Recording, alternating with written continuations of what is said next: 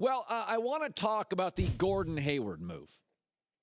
Gordon Hayward, Utah, Miami, Boston. We said it the last week. Our feeling was it was probably a 60% lean for Boston. And this is where it gets really interesting for me. The way 2 days ago I was talking to an NBA executive, and I was talking about that deal. Jimmy Butler goes to the T-Wolves, and the Bulls got Zach LaVine and Chris Dunn and a pick swap. And he said, I know you guys in the media are crushing that move. But he said, a lot of the times the way general managers look at moves, at least to some degree, they all look at it this way, is points lost, points gained. He said Zach LaVine is 19 points a game. Chris Dunn averaged 4 and rarely played. He'll double that minimum to 8 to 10. He goes, that's 29 points. Jimmy Butler averages 24. Plus, you got a better draft pick. He says, you guys look at it as Jimmy Butler's this. He's a star.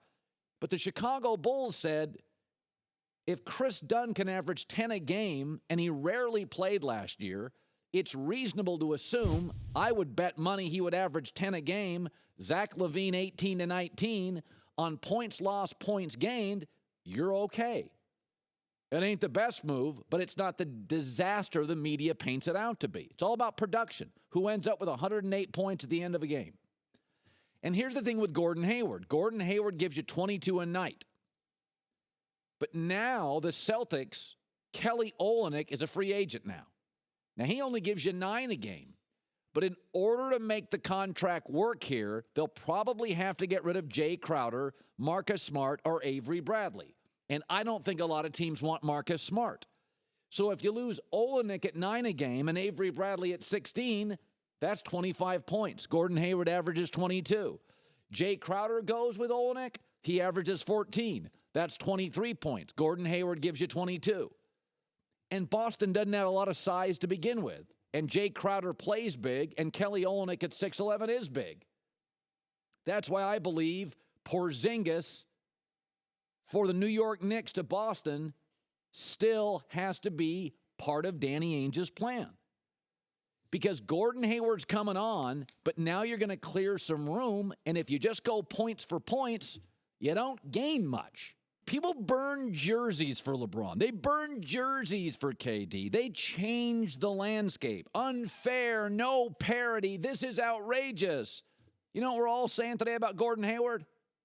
Good for Gordon Hayward. He's a good guy. I'll get 22 a night, and they'll win some games in Boston. People get angry at what they fear.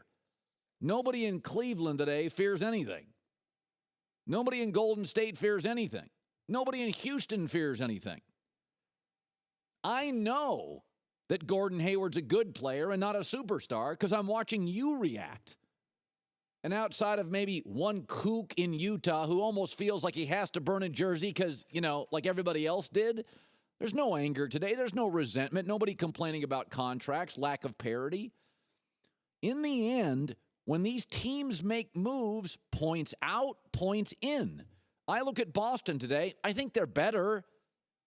But they're going to have to lose pieces. I absolutely believe you got to get the Knicks back on the phone and go after Porzingis. Boston's not beating Cleveland next year. And if LeBron stays, they're not beating him the year after that. And some of those bad Cleveland contracts you'll be able to get rid of in a year and 2 years. So I like this, and I'm happy for Gordon Hayward. And he's a nice player, and he's a good kid. But in the end, we're not burning jerseys today. And there's a reason we're not burning them.